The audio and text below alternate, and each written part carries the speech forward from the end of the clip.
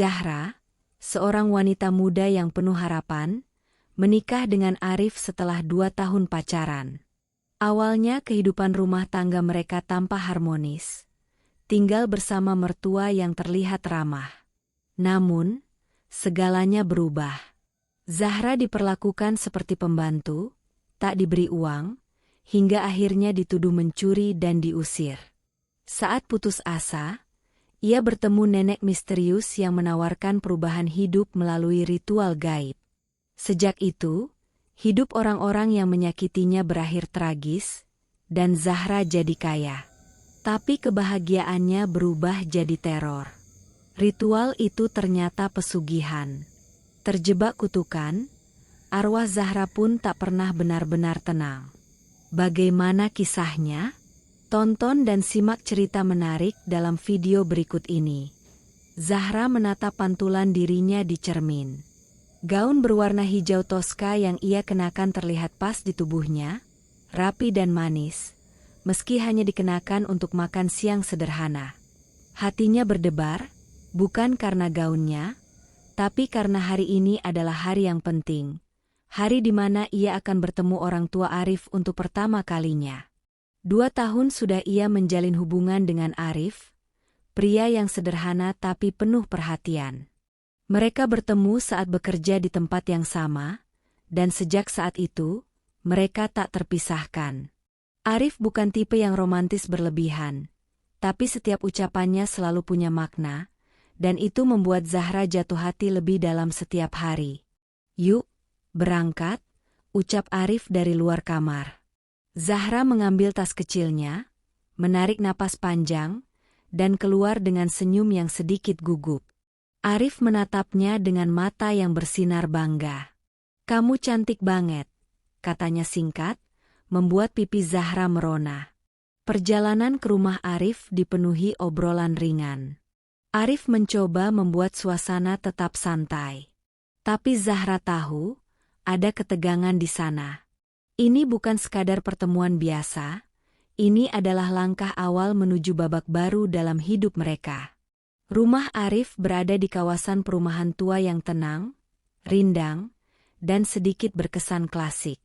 Begitu mereka tiba, pintu sudah terbuka, dan seorang wanita dengan senyum ramah menyambut mereka. "Ini pasti Zahra ya?" ucap Bu Saski, ibunda Arif.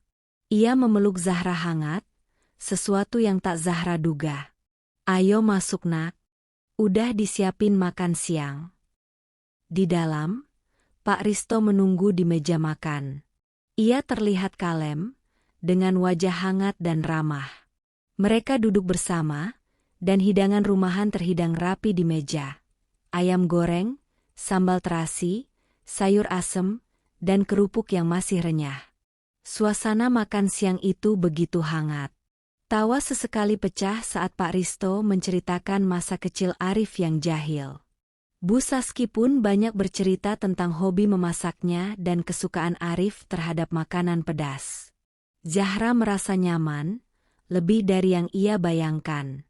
Semua terasa begitu alami, seolah ia sudah menjadi bagian dari keluarga itu sejak lama. Namun, di tengah suasana yang ceria, sebuah kalimat dari Bu Saski membuat jantung Zahra sedikit berdegup tak tenang. "Setelah kalian menikah nanti, tinggal sama kami aja ya. Di rumah ini." Arif itu anak tunggal, ibu nggak mau dia jauh-jauh, ucap Bu Saski sambil tersenyum, namun nadanya terdengar seperti permintaan yang tidak bisa ditolak. Zahra spontan menoleh ke arah Arif. Pria itu hanya tersenyum kecil, lalu mengangguk pelan. "Iya Bu, aku juga pikir itu lebih baik, biar bisa bantu kalian juga," katanya santai. Zahra diam. Dalam pikirannya, ia membayangkan kehidupan setelah menikah. Ia membayangkan tinggal berdua saja dengan Arif, memulai hidup baru, membangun rumah tangga dari nol, dengan susah senangnya mereka sendiri. Tapi kini, bayangan itu perlahan kabur. Ia akan tinggal di rumah mertuanya? "Gimana Zahra?" tanya Bu Saski, masih dengan nada lembut, tapi mata itu seperti menuntut jawaban pasti. Zahra tersenyum tipis. Meski ragu, ia mengangguk pelan. Iya Bu, kalau itu yang terbaik, jawabnya. Makan siang kembali berlangsung seperti biasa, tapi di hati Zahra, ada sesuatu yang mengganjal.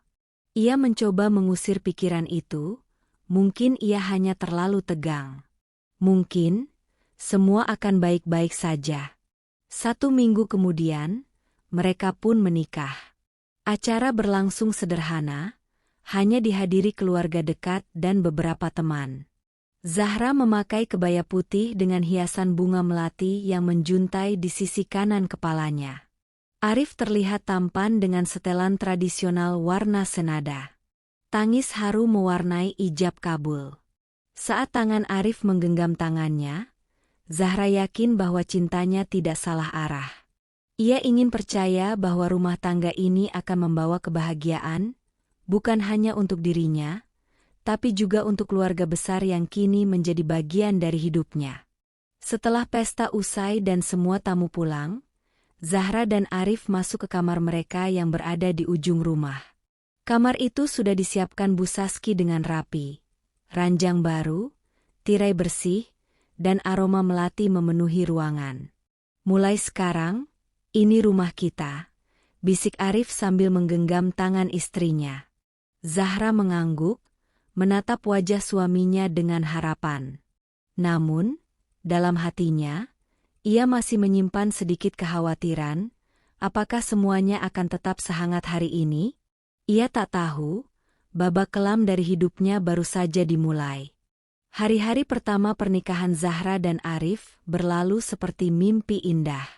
Setiap pagi, Zahra bangun lebih awal untuk menyiapkan sarapan bersama Bu Saski. Sesekali, mereka berbagi resep dan tertawa di dapur sambil mencicipi masakan. Arif, yang tetap bekerja seperti biasa, selalu berpamitan dengan pelukan dan kecupan di dahi. Kamar mereka yang berada di ujung rumah memang tidak terlalu besar, tapi cukup nyaman. Setiap sore, Zahra membersihkan ruangan itu, menyusun barang-barang mereka, dan sesekali menambahkan hiasan kecil yang ia beli dari hasil menabung sebelum menikah. Awalnya, semua terasa baik.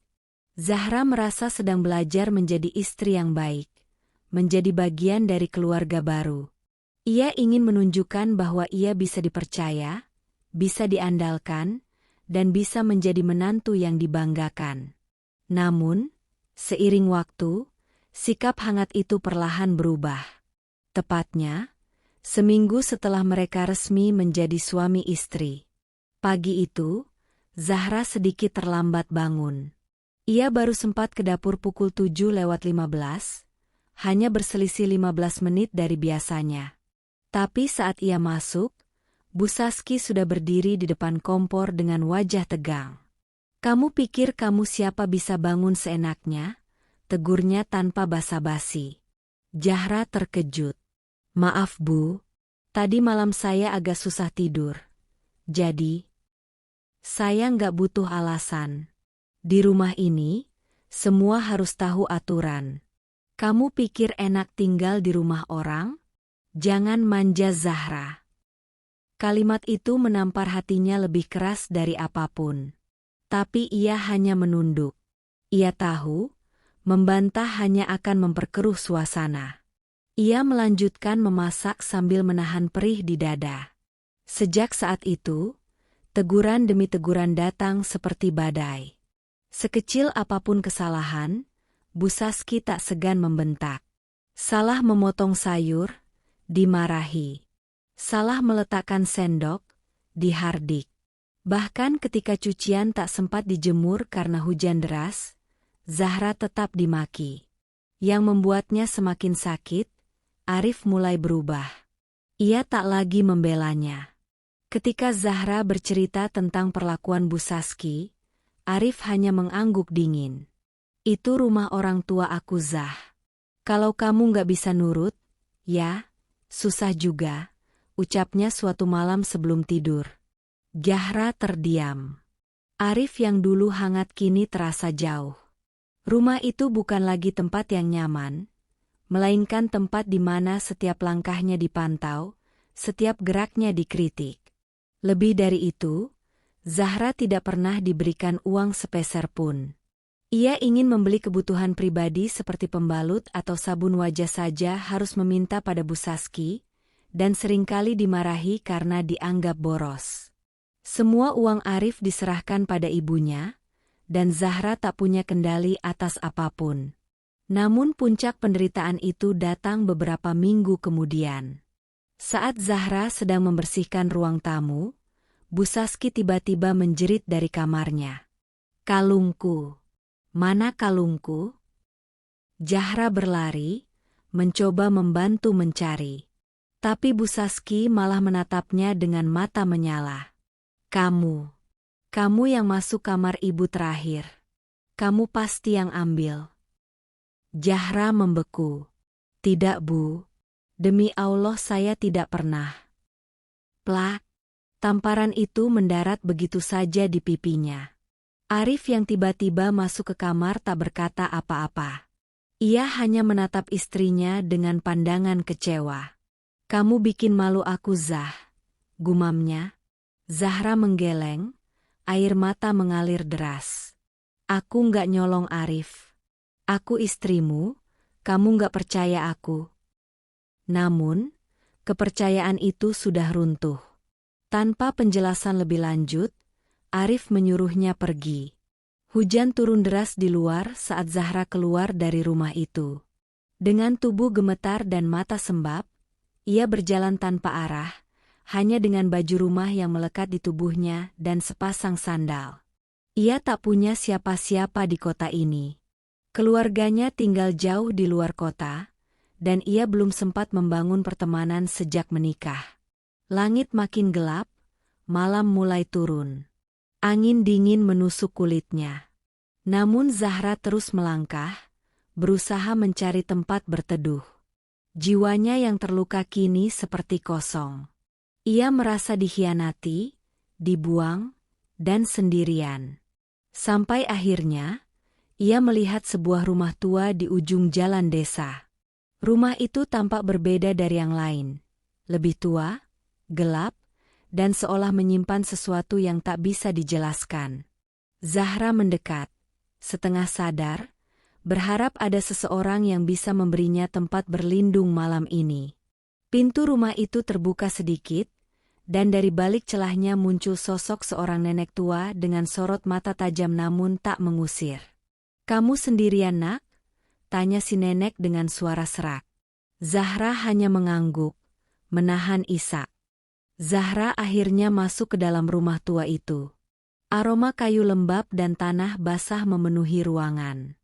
Rumah itu gelap, hanya diterangi cahaya temaram dari lampu minyak yang diletakkan di atas meja kayu tua. Debu menyelimuti hampir setiap sudut ruangan, namun anehnya, rumah itu tidak terasa asing. Justru, ada rasa damai yang aneh merayapi hati Zahra. "Duduklah dulu," kata nenek itu sambil menunjuk bangku kayu di dekat perapian kecil. Api menyala lemah, cukup untuk menghangatkan tubuh Zahra yang kuyup dan gemetar. Nenek itu berjalan pelan ke dapur dan kembali membawa secangkir teh hangat. Tangannya keriput, kulitnya kusam, namun geraknya tenang dan pasti. Zahra menerimanya dengan pelan. "Terima kasih, Nek." "Namamu siapa?" tanya nenek itu, menatapnya dengan mata yang seperti tahu banyak hal. "Zahra." "Zahra?"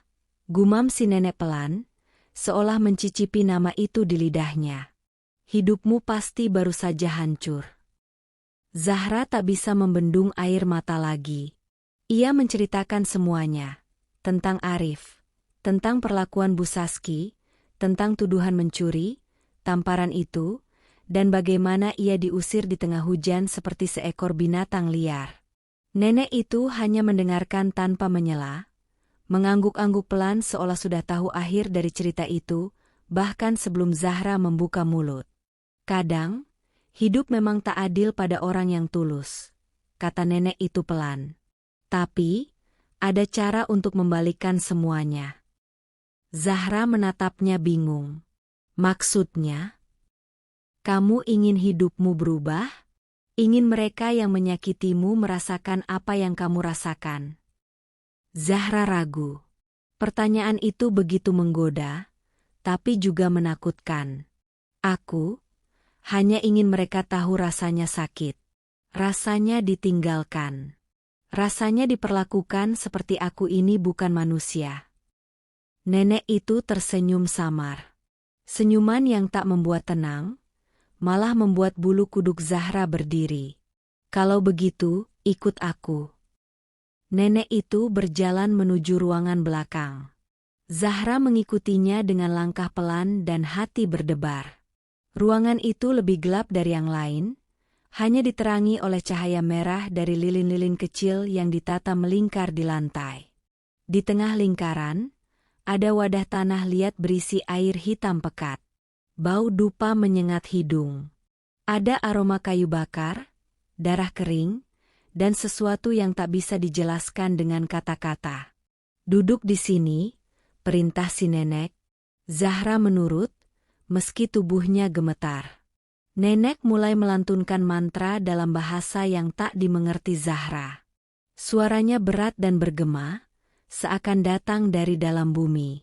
Ia memercikan air hitam ke wajah Zahra, lalu menaburkan bunga kering dan rambut manusia ke dalam wadah. Zahra menahan napas. Sekarang, sebut nama-nama mereka yang kau ingin beri pelajaran, bisik nenek itu. Zahra diam.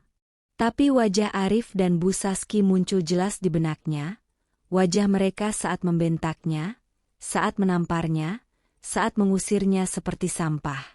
Arif, Bu Saski, bisiknya lirih. Nenek itu mengangguk puas, lalu menancapkan sebatang paku panjang ke dalam wadah tanah liat. Airnya bergolak, mengeluarkan uap hitam yang tebal. Lilin berkelap-kelip, lalu padam satu persatu. Mulai malam ini, semua akan berubah, kata nenek itu. Zahra pulang dari rumah itu dengan hati yang ganjil. Ia tak tahu apa yang baru saja dilakukannya. Ia tak tahu apakah ia baru melakukan dosa, atau justru sedang menyelamatkan dirinya dari kehidupan yang penuh luka. Beberapa hari berlalu. Zahra menumpang tinggal di kontrakan seorang teman lama untuk sementara. Ia mulai mencari kerja lagi, mencoba bangkit meski hatinya masih hancur. Hingga suatu sore, ponselnya berdering. Nama di layar membuatnya terdiam lama. Bu Saski. Dengan jari gemetar, ia mengangkatnya. Suara di seberang sana terdengar panik. Zahra, Arif sakit. Badannya panas, matanya merah, dan dia nggak kenal siapa-siapa. Kamu tolonglah, pulanglah. Zahra membisu. Dadanya sesak, tapi entah kenapa, tidak ada keinginan dalam dirinya untuk kembali. Ia hanya menjawab pelan, "Maaf Bu, saya tidak bisa." 3 hari kemudian, kabar kematian Arif tersebar. Tanpa sebab jelas, tubuhnya melemah, dan nyawanya tak tertolong. Tak ada penyakit, tak ada luka. Hanya mati. Zahra tak menangis. Ia hanya menatap kosong ke arah langit. Dan saat ia kembali ke kontrakan, ia menemukan tumpukan uang dalam koper di ruang tamu. Uang itu banyak, terlalu banyak. Besoknya, nenek itu muncul lagi, bukan di rumah, tapi dalam mimpinya. Itu milikmu. Sudah sepantasnya kau mendapatkannya, katanya sambil tersenyum tenang. Setelah kematian Arif, hidup Zahra berubah drastis. Dari perempuan yang tak punya arah dan tempat berpulang, ia kini tinggal di sebuah rumah kecil nan nyaman di pinggiran kota. Rumah itu dibelinya tunai, dari tumpukan uang misterius yang ia temukan beberapa hari lalu. Tak ada yang bertanya dari mana uang itu berasal. Tak ada yang peduli bahkan. Dunia berjalan seperti biasa, dan Zahra perlahan mulai menikmati kenyamanan yang selama ini hanya jadi angan-angan. Ia membeli pakaian baru, peralatan rumah tangga, bahkan perhiasan. Ia tak pernah segembira ini sebelumnya. Bebas. Tidak ada yang membentak. Tidak ada yang mengatur. Tidak ada Bu Saski, tidak ada Arif. Namun, seperti kabut yang perlahan menyelimuti lembah, ada sesuatu yang mulai terasa aneh. Malam-malamnya tidak lagi tenang. Kadang, ia mendengar suara pintu berderit pelan, padahal ia yakin sudah menguncinya. Lalu suara langkah kaki di lorong rumah, padahal ia tinggal sendiri. Zahra mencoba mengabaikannya. Ia berpikir mungkin hanya stres atau kelelahan. Namun semuanya berubah saat telepon itu datang. Nomor tak dikenal muncul di layar. Suaranya di ujung sana lirih dan parau. "Zahra, tolong. Ibu butuh kamu." Itu suara Bu Saski. Lirih, lemah, dan terdengar jauh. Seolah bukan dari telepon biasa, tapi dari tempat lain yang dingin dan kosong. Zahra hanya menggenggam ponsel itu dengan tangan gemetar. Ia mematikan teleponnya. Ia tahu, dalam-dalam hatinya, ia tak punya niat sedikit pun untuk kembali ke rumah itu. Tapi rasa bersalah mulai menggerogoti pikirannya. Bagaimanapun, Bu Saski adalah ibu dari laki-laki yang pernah ia cintai. Bagaimanapun, ia sudah menjadi bagian dari keluarganya. Beberapa hari kemudian, kabar itu datang, Bu Saski meninggal, persis seperti Arif. Tanpa sebab, tanpa luka, hanya mati. Dan anehnya, seperti sebelumnya, Zahra kembali menemukan koper uang lain di depan pintu rumahnya. Ia gemetar menatap tumpukan uang itu. Matanya panas. Ada sesuatu yang tak benar. Sesuatu yang terlalu gelap. Dan malam itu, mimpi buruk datang untuk pertama kalinya. Dalam mimpinya, Zahra berada di rumah tua milik nenek itu. Tapi rumah itu berubah. Dindingnya merah darah, lantainya dipenuhi jejak-jejak kaki berlumur lumpur. Nenek itu berdiri di tengah ruangan, mengenakan jubah hitam, matanya menyala merah. "Kau sudah menerima bagiannya, Zahra. Kau sudah mendapat apa yang kau inginkan," ucapnya dingin. Zahra menggigil. "Kenapa mereka mati? Aku hanya ingin mereka sadar, bukan mati." "Tidak ada yang gratis, anakku. Setiap keinginan ada harganya. Dan kau telah membayarnya dengan nyawa." Zahra terbangun dengan peluh dingin membasahi tubuhnya. Nafasnya terengah-engah. Pagi harinya, ia mencoba mendatangi rumah tua itu, rumah di mana ia bertemu nenek itu pertama kali. Tapi yang ia temukan hanya puing-puing rumah tua tak berpenghuni. Dindingnya sudah rapuh, jendelanya pecah. Tak ada tanda-tanda kehidupan. Hanya sisa-sisa abu dan serpihan kayu lapuk. Ia bertanya pada warga sekitar. Seorang bapak tua yang sedang menyapu halaman berkata dengan nada pelan, "Rumah itu sudah kosong sejak 3 tahun lalu. Dulu itu rumah dukun tua.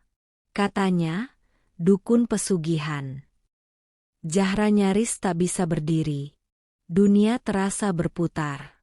Ternyata, nenek itu bukan penolong. Ia adalah jebakan. Ritual yang ia lakukan bukan untuk membantunya, tapi untuk mengikatnya.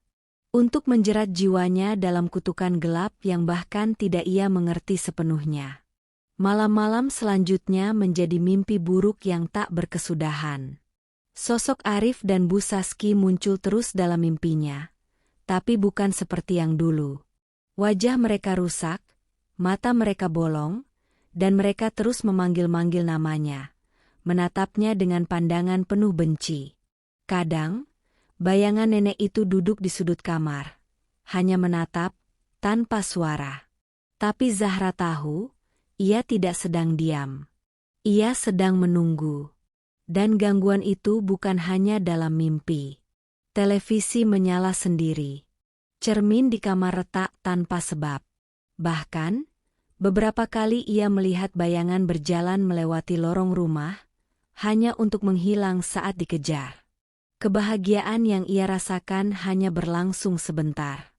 Uang yang awalnya terasa seperti berkah, kini menjadi sumber malapetaka. Setiap lembar yang ia sentuh terasa dingin, seperti menyentuh es yang menusuk sampai ke tulang. Zahra mulai kehilangan kendali atas hidupnya.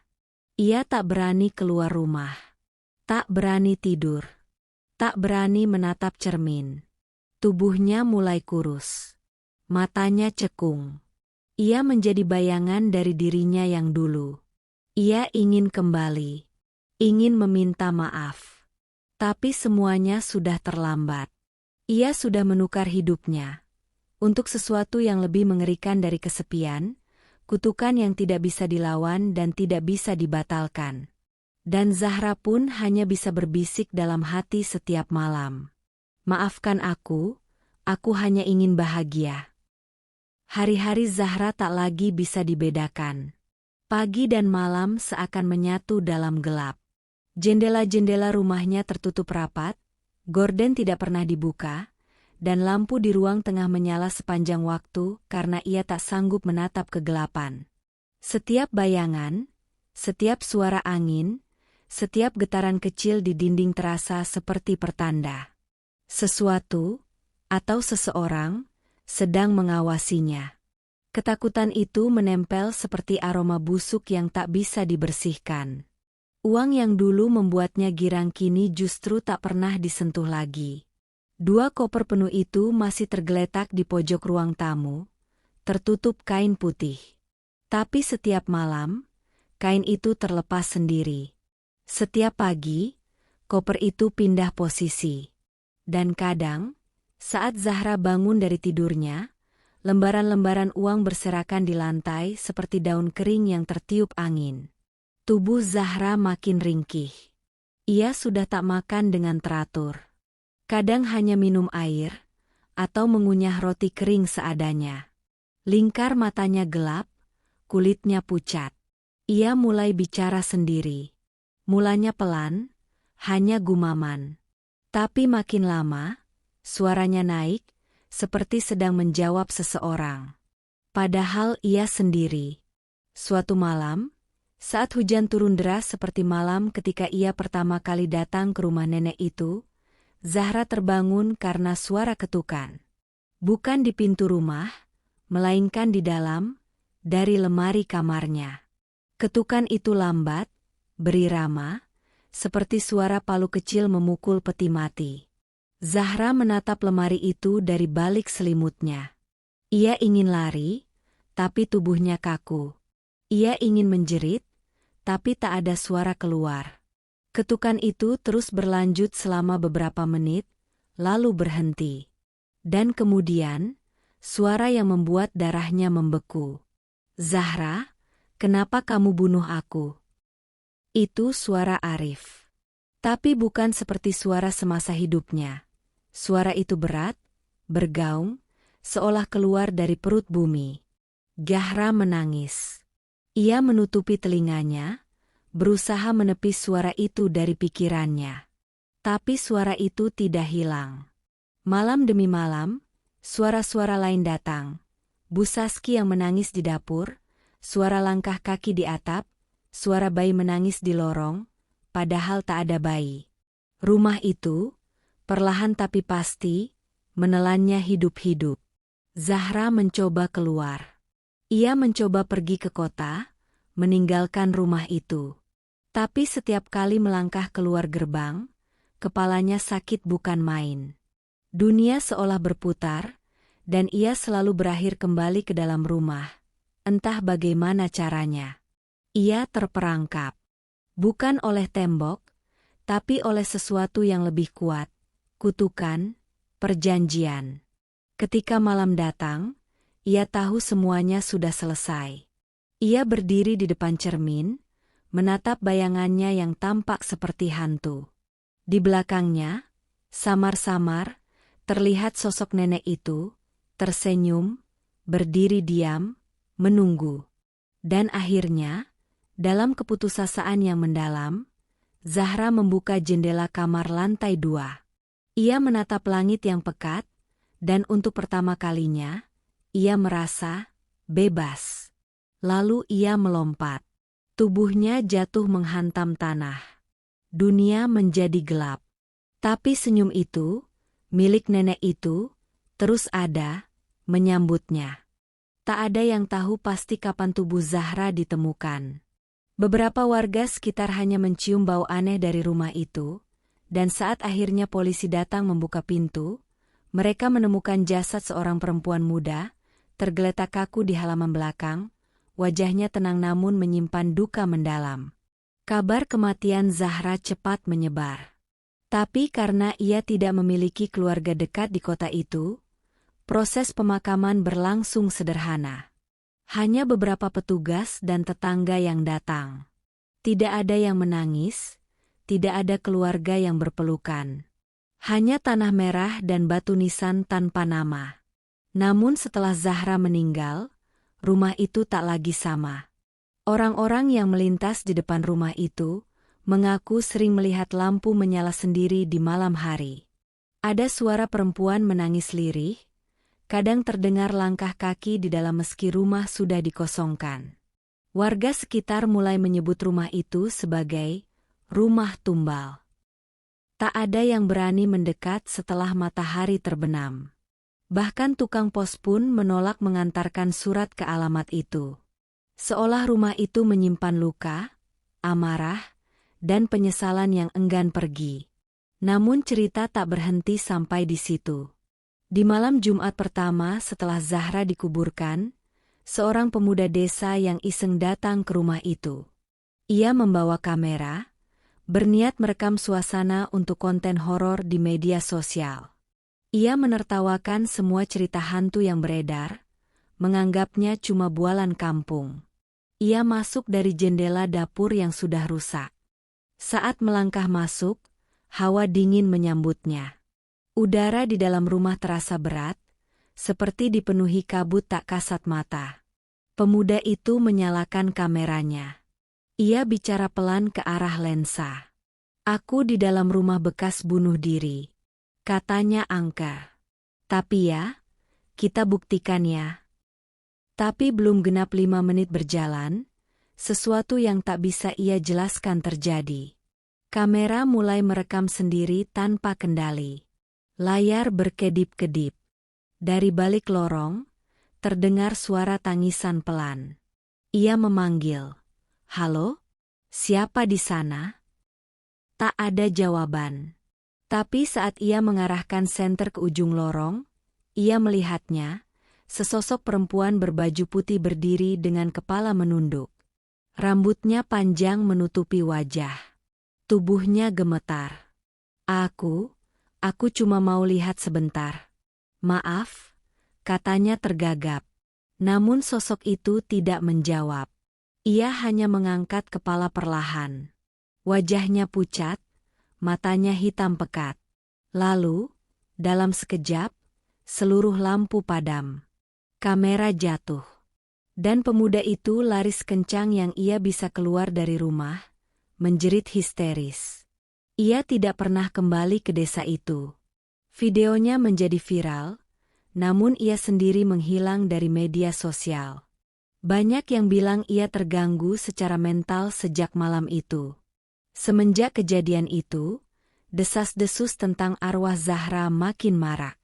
Beberapa warga bersumpah melihatnya duduk di kursi ruang tamu saat malam, menatap keluar jendela. Ada pula yang melihatnya berdiri di pinggir jalan, mengenakan gaun putih, menatap ke rumah tua itu dengan mata kosong. Namun yang paling menyeramkan adalah cerita tentang suara tangis dan ketukan di jendela yang terdengar di rumah-rumah warga terdekat. Ketukan yang berulang, pelan namun menyayat hati. Seolah arwah itu mencari jalan keluar. Seorang ustadz pun akhirnya dipanggil untuk membersihkan rumah itu. Ia datang dengan beberapa orang dari pesantren sekitar. Mereka membawa air doa, bacaan ayat suci, dan niat baik untuk membantu. Namun saat mereka mulai membaca ayat-ayat, suasana berubah drastis. Langit mendung, angin kencang berhembus dari dalam rumah. Jendela bergetar, pintu tertutup dengan keras. Salah satu anggota tim pingsan di tempat.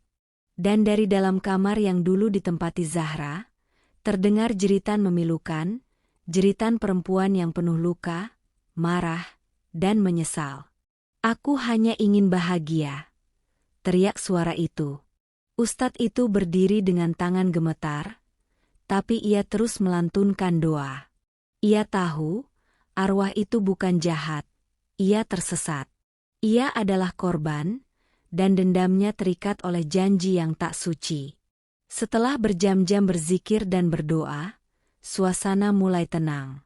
Rumah itu terasa lebih damai. Namun ustadz itu berkata pada warga, arwahnya belum sepenuhnya tenang. Ia masih di sini, mungkin akan tetap di sini, sampai ia dimaafkan, atau sampai semua yang terlibat ikut menebus kesalahannya. Dan sejak malam itu, rumah itu dikosongkan. Tak pernah dijual, tak pernah dibongkar. Ia dibiarkan berdiri di sana, menjadi pengingat bagi semua bahwa tidak ada kebahagiaan instan. Tidak ada dendam yang membawa kelegaan. Dan bahwa perjanjian dengan kegelapan selalu punya harga yang harus dibayar. Rumah itu masih berdiri. Sunyi. Tertutup. Kadang, seorang petani tua yang lewat saat subuh mengaku melihat perempuan berdiri di beranda rumah itu, menatap langit pagi yang masih kelabu. Wajahnya tenang, seolah sedang menunggu sesuatu atau seseorang. Dan bila kau lewat sana, dan kau mendengar suara lirih berbisik, jangan balas. Sebab mungkin, itu bukan hanya angin. Mungkin, itu Zahra. Terima kasih telah menyimak cerita ini sampai akhir.